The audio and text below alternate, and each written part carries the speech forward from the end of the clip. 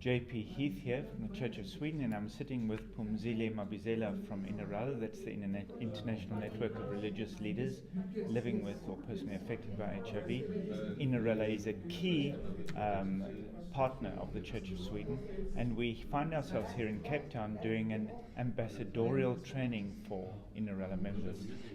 Phumzile, we've never done this before. Why should we be training INERELA ambassadors? INERELA is 15 years old now, and for a very long time when we received invitations to international or regional meetings, it was the executive director that was expected to go and present in those meetings. But we agreed, you and I, we discussed it, and we felt that we have created a demand, and there are more people who would like to see religious leaders and hear our voices, but this can't be done by one person. So it was important for us to identify key persons within the network that can represent us at different levels.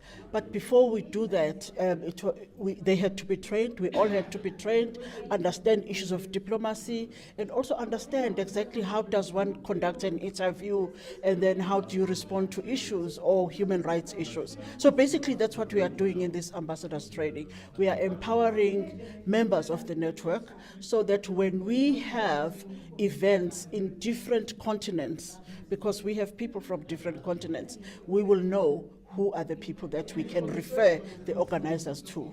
And in this training, you were very specific, and you said we have to start by training people from Africa.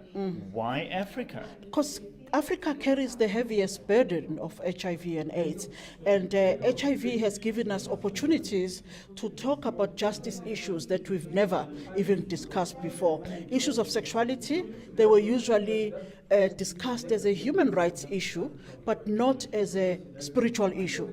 So everything we do within INERELA, we do it from a faith perspective. Faith and religion, spirituality, those three concepts are very important in Africa. That is why we have started with Africa, and then we will include more people. In next year, when we have another training, we will include people from the other areas. One last question for you.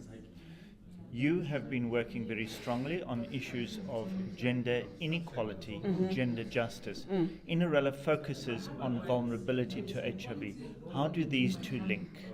The issue of vulnerability is important because usually it means a person does not have control over the issues that make them vulnerable. So it's important for the faith community to understand these issues so that when we prepare our messages from a faith perspective, we can empower the vulnerable to identify those key issues that actually make them more vulnerable to HIV and AIDS. So it's helping us as religious leaders to identify and understand these issues, one, and two, helping persons that we work with, like women, like young people, to know how to protect themselves from being vulnerable because of the issues that they experience in their lives.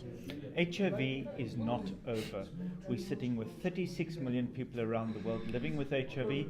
Of those, only 20 million have access to treatment. If we don't scale up our responses, if we don't work with networks like INERELA, we won't meet our targets.